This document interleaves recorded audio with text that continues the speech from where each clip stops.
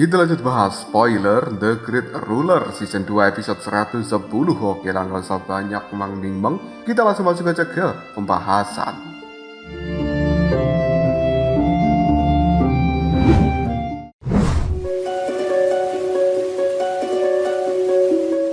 Tahu dengan omongan Raja Langdara, kemarahan Tang Bing dan juga Xiao Bing mulai terlihat.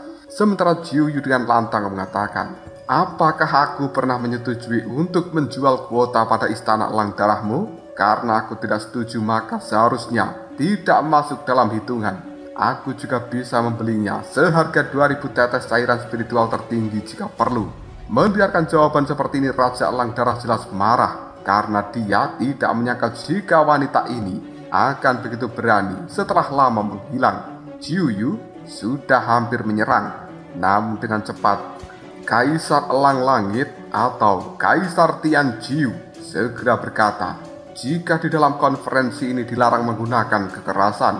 Raja Langdarah pun segera berkata, jika istana Jiu Yu tidak memiliki pemimpin lagi saat ini. Namun lantang Jiu Yu langsung menunjuk Mu Chen dan berkata, dia adalah pemimpin baru dari istana Jiu Yu kita. Tawa Raja Langdarah pun mulai terdengar sebelum akhirnya berkata, apakah kau hanya menunjuk orang seadanya? Bukankah pemuda itu masih begitu muda? Bahkan kekuatannya baru memasuki alam tertinggi. Sepertinya dia tidak memenuhi syarat untuk menjadi seorang pemimpin. Di bawah tatapan ragu dari mata semua orang, Jiu Yu mulai mengatakan, aku adalah pemimpin istana Jiu Yu. Jadi, aku berhak memutuskan siapa yang akan menjadi komandan di sini. Sementara itu Mu Chen masih bersikap acuh tidak acuh karena Jiu Yu lah yang membawanya ke sini, sehingga dirinya akan menuruti apa yang dikatakan oleh Jiu Yu ke depannya. Tidak berapa lama Cao Feng mulai membuka mulutnya. Apakah kau sengaja memanfaatkannya dan mencoba untuk menghentikanku? Ratu Jiu Yu mendengarkan semua cemoohan ini. Jelas Jiu Yu tahu jika tidak akan mudah untuk dilalui. Mu Chen yang melihat Jiu Yu begitu gelisah, dia pun mulai maju dan mengatakan, jadi apa yang membuat Raja Langdarah bisa menyebutku pantas untuk memenuhi syarat sebagai seorang komandan? Seringai jahat mulai muncul di bibir Raja Langdarah dan kemudian dia menimpali. Mudah saja, jika kau ingin memenuhi kualifikasi, kau hanya cukup mengalahkan salah satu dari panglima yang ada di sini. Wu Tian yang mendengarkan perkataan Raja Langdarah pun mulai tersenyum dan berkata jika itu merupakan ide yang bagus. Lagi pula Wu Tian tidak begitu suka dengan Mu Chen karena begitu berani mendekati Jiu Yu. Dengan lantang Mu Chen pun mulai menjawabnya, apakah ada komandan yang mau mengajariku? Silakan maju. Semua orang yang mendengarkan hal seperti ini jelas merasa jika Mu Chen begitu berani menantang para komandan yang jelas-jelas memiliki kekuatan di atasnya. Wu Tian yang melihat hal ini jelas tahu jika Mu Chen memiliki sifat yang begitu sombong dan berani. Namun Wu Tian juga memahami jika pemuda ini pasti memiliki bakat yang cukup hebat karena di usia yang masih begitu muda, dia sudah mampu menembus ranah alam tertinggi. Dengan cepat Wu Tian pun meminta pada Zhao Zong yang merupakan salah satu komandan Raja Langdarah untuk maju melawan Mu Chen. Tidak lama Zhao Zong mulai melangkahkan kakinya dan dia memberikan tantangan pada Mu Chen. Jika aku tidak pernah memiliki belas kasihan selama bertarung, maka sebelum ini semuanya terlambat. Bergabunglah menjadi bagian dari istana Langdarah. Xiao Bing yang benarkan ucapan seperti itu jelas ingin menyerang Zhang Zhao, namun dia tidak bisa mengambil tindakan saat ini. Melihat jika tidak ada iktikat baik dari seorang Mu Chen, Zhao Zong mulai meminta Mu Chen untuk mengeluarkan tubuh Dharma tertinggi miliknya. Namun Mu Chen dengan cepat menjawab jika dia belum menguasai hal ini, dan jelas membuat semua orang terkejut karena pemuda itu sangat berani melawan Zhao Zong yang sudah memiliki tubuh Dharma tingkat 99. Tak berapa lama, tubuh Dharma milik Zhao Zong pun mulai dikeluarkan. Melihat adegan ini, Mu Chen juga segera membuka segel di tangannya. Selama perubahan segel itu, sebuah cahaya mulai keluar hingga membentuk seni pagoda agung. Melihat adegan ini jelas semua orang merasakan penindasan yang tidak bisa digambarkan. Mereka juga bisa tahu jika pagoda ini bukanlah hal yang biasa. Namun Zhao Zong ketika menyaksikannya tetap tidak merasa takut karena Mu Chen masih belum mencapai atau menguasai tubuh Dharma tertinggi. Jadi dirinya yakin bisa mengalahkan Mu Chen dengan mudah. Zhao Zong mulai mengaktifkan seni jari es yang sangat dingin untuk menyerang Mu Chen. Melihat serangan itu datang, Mu Chen jelas tenang saja karena dia tahu jika energi spiritual yang dimiliki Zhao Zong jauh lebih lemah jika dibandingkan dengan Liu Ming. Mu Chen memutuskan untuk segera melayangkan serangan dari seni pagoda agung ke arah dari serangan Zhao Zong. Dua serangan ini pun mulai bertabrakan satu sama lain yang kemudian menimbulkan suara ledakan yang menggema di dalam tempat ini. Bahkan kedua serangan itu yakni seni pagoda agung dan juga jari es masih saling mengikis satu sama lain. Melihat ini jelas Zhao Zong tahu jika Mu Chen sengaja menggunakan energi spiritualnya untuk melawan tubuh Dharma tertinggi milik Zhao Zong tersebut. Zhao Zong sangat yakin jika hal ini tidak akan berhasil. Dia pun mulai membuka segel baru untuk membekukan energi spiritual milik Mu Chen.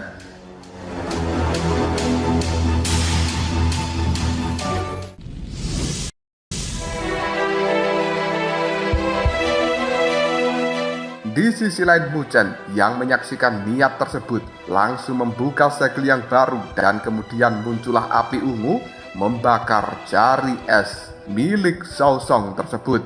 Tidak membutuhkan waktu yang lama, api ungu berhasil melelehkan jari es milik Zhao Zong. Adegan seperti itu jelas membuat mereka bingung karena Mu Chen begitu mudah menghancurkan serangan dari Zhao Zong.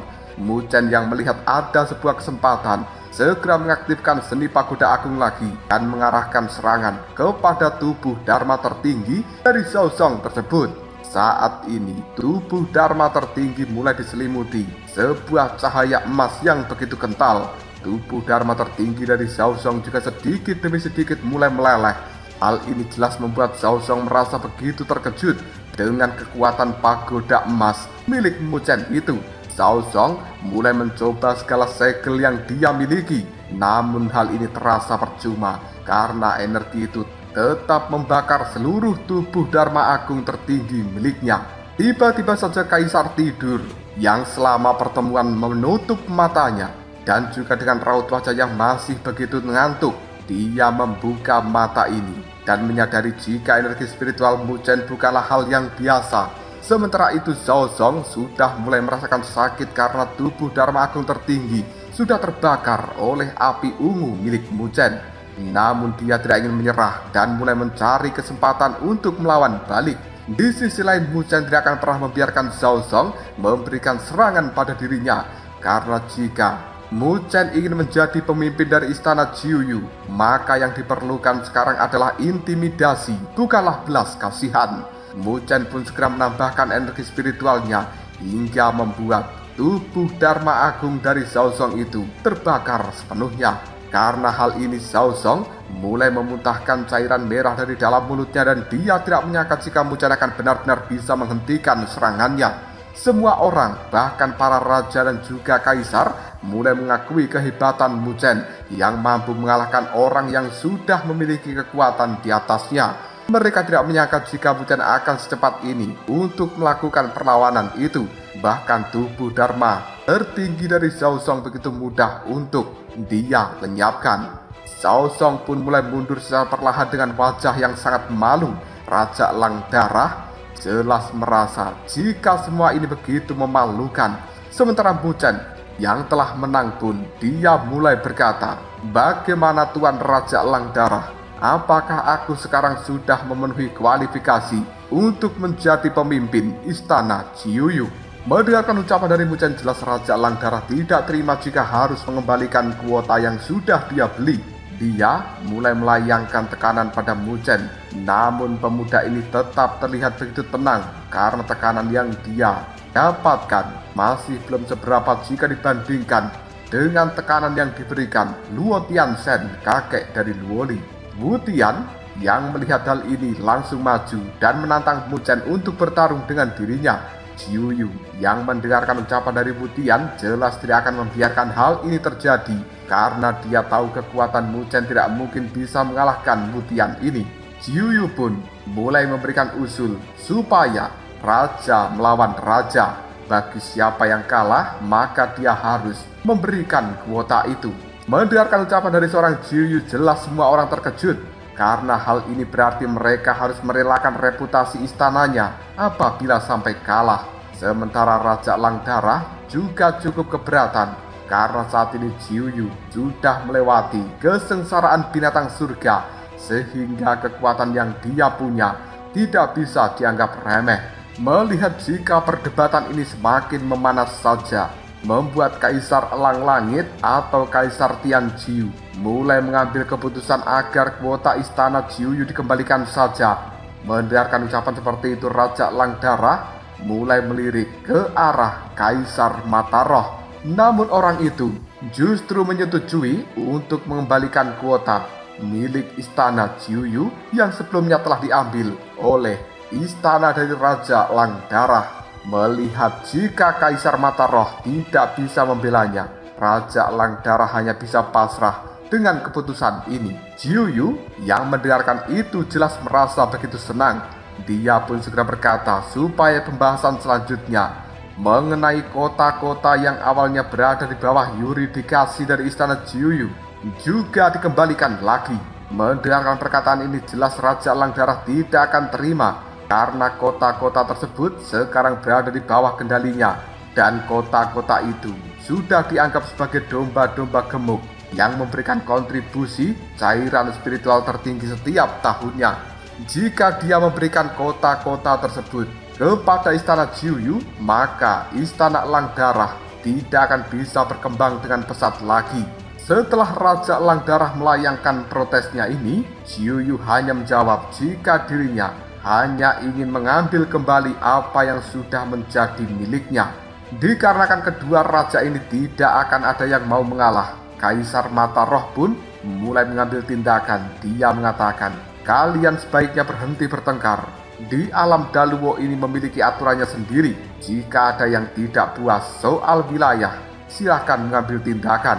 Mendengarkan ucapan itu, jelas Raja Langdarah cukup senang karena menurut aturan yang ada, seorang raja tidak boleh mengambil tindakan untuk memperebutkan wilayah atau kota dan hanya boleh menyerahkan semua urusan kepada bawahannya.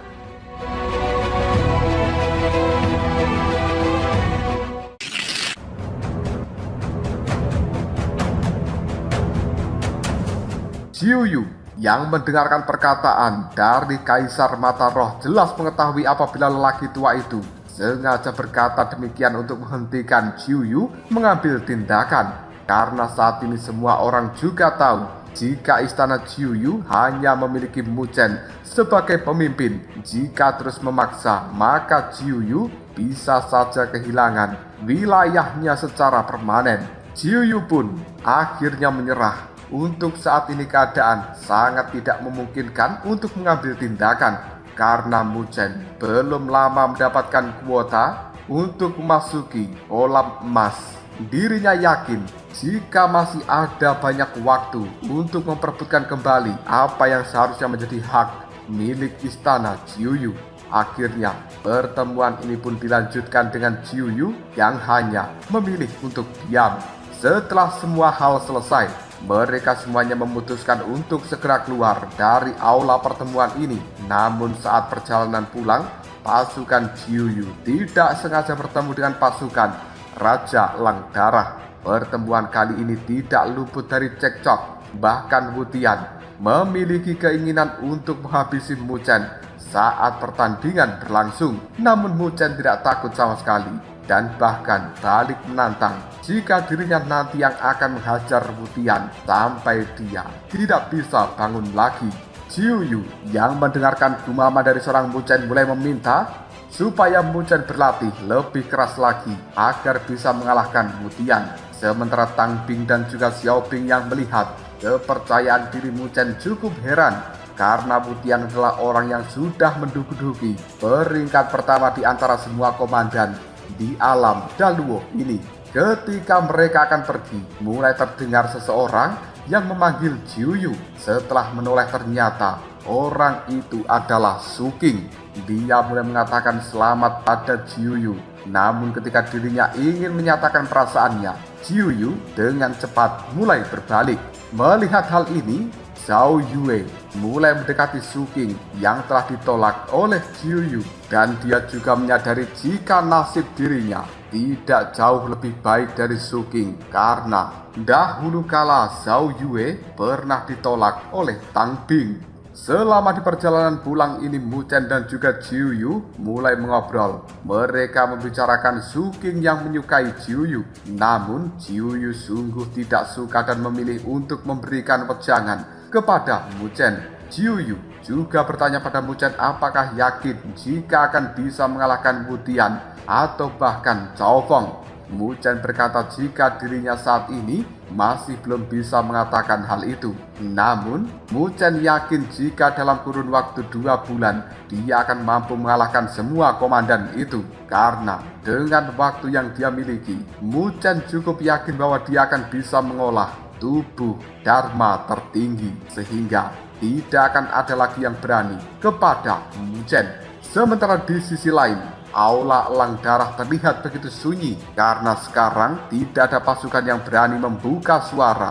Mereka semuanya menemukan tatapan mata Raja Elang Darah yang memiliki kemarahan luar biasa. Dengan cepat sang Raja Elang Darah memerintahkan pada para petinggi Istana Elang Darah untuk segera memberikan pengumuman pada pemimpin-pemimpin kota yang masih menjadi bawahan dari Istana Jiuyu agar berpindah untuk mengikuti dirinya. Bahkan Raja Elang Darah juga mulai berani untuk menawarkan keuntungan yang jauh lebih besar kepada para pemimpin kota itu apabila mau bergabung dengan dirinya.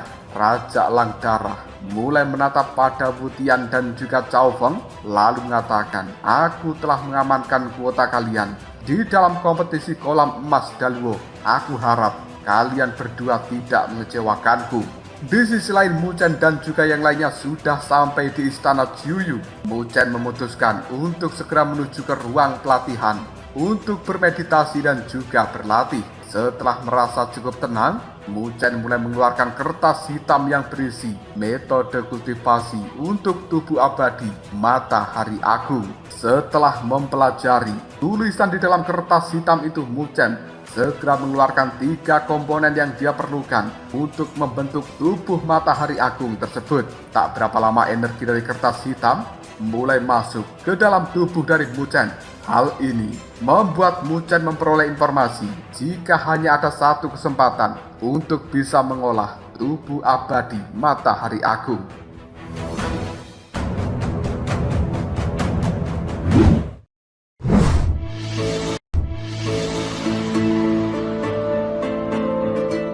Jika sampai kesempatan ini gagal, maka kesempatan kedua akan jauh lebih sulit. Apalagi bahan yang didapatkan juga sangat sulit untuk ditemukan. Mu Chen mulai meyakinkan dirinya jika dia pasti bisa melakukan semua ini. Sebelum akhirnya dia mulai memejamkan mata dan berkultivasi.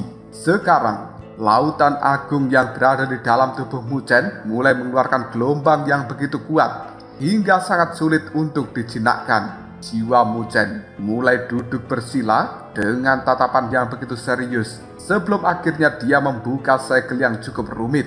Hal ini membuat beberapa energi spiritual yang hadir mulai bertabrakan satu persatu dan kemudian membentuk gelombang energi yang luar biasa. Mu Chen mulai membuka sebuah segel baru lagi dan kemudian ular piton air ini telah keluar lalu melesat menuju cahaya ungu yang ada di dalam lautan agung Mu Chen. Cahaya ungu yang mulai menyatu dengan ular piton air ini telah membentuk bayangan baru yang cukup besar. Hal ini merupakan salah satu langkah awal untuk bisa mengembangkan tubuh Dharma tertinggi dengan menggunakan kekuatan spiritual asli dari tubuhnya sendiri. Dengan memanfaatkan energi spiritual miliknya, jelas membuat langkah Mu Chen tidak terlalu beresiko karena energi spiritual ini berasal dari kultivasinya. Ditambah dengan api abadi yang berwarna ungu yang juga berasal dari diri sendiri, hingga kekuatan yang ada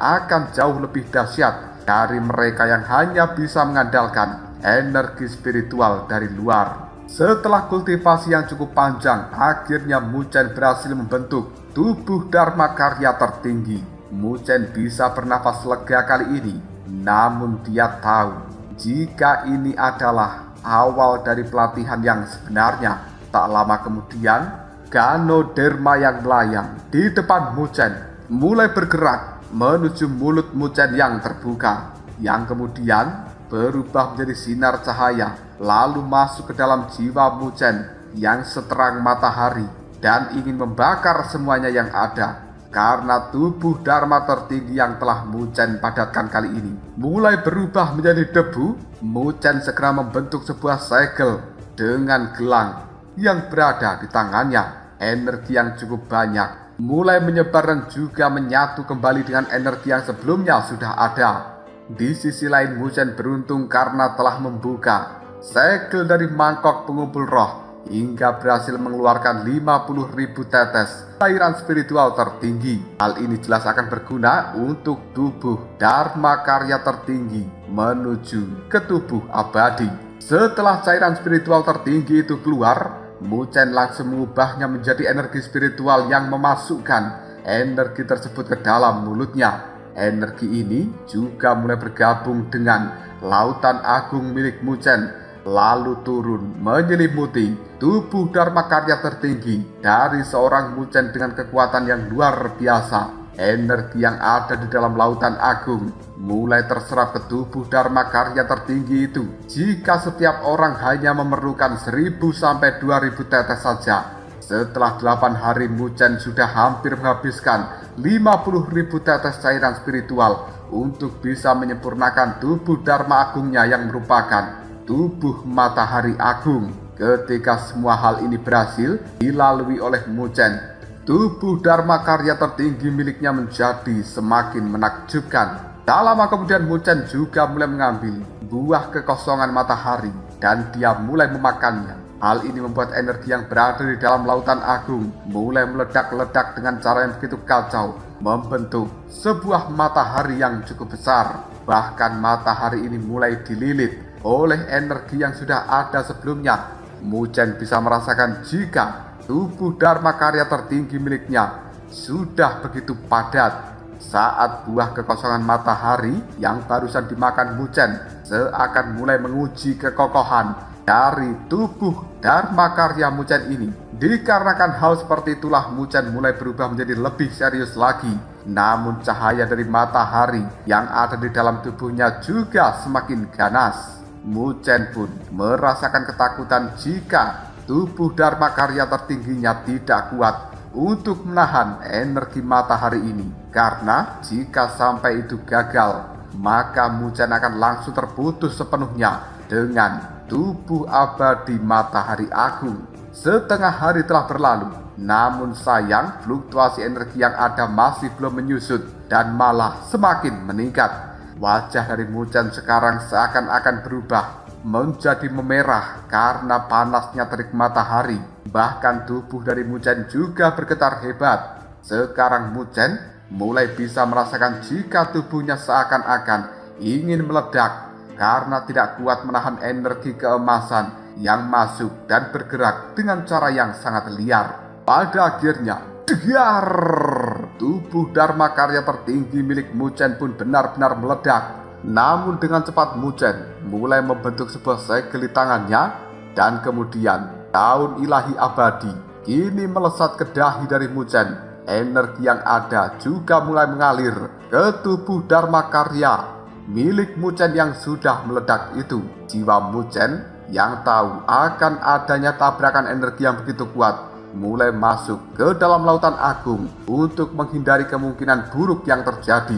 Detik berikutnya fluktuasi energi yang ada pun mulai mereda. Menyadari hal ini, jiwa Muchen mulai naik kembali ke permukaan dari lautan agung. Namun dia cukup penasaran apakah dia sudah berhasil atau gagal untuk menumbuhkan kembali tubuh Dharma Karya tertinggi yang merupakan tubuh abadi Matahari Agung yang sudah meledak itu.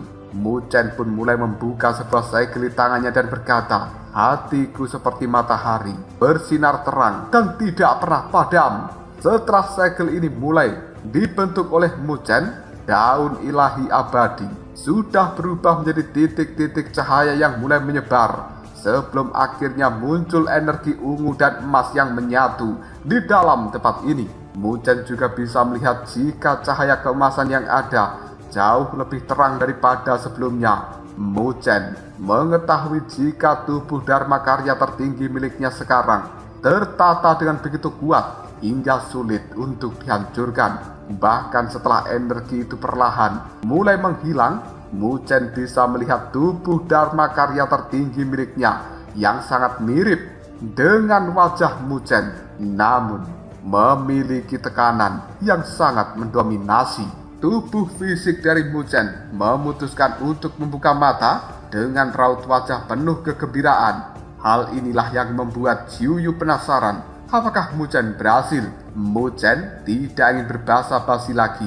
Dia kemudian dengan cepat membentuk sebuah segel di tangannya. Detik berikutnya tubuh Dharma yang mirip dengan Mu Chen dengan warna ungu keemasan ini telah muncul di belakangnya. Bahkan juga ada matahari besar di tubuh tersebut. Jiu Yu yang melihat hal ini jelas tahu jika tubuh Mu Chen itu bukanlah tubuh Dharma Karya tertinggi di level biasa, namun tubuh Dharma Karya tertinggi hasil evolusi dari tubuh abadi Matahari Agung.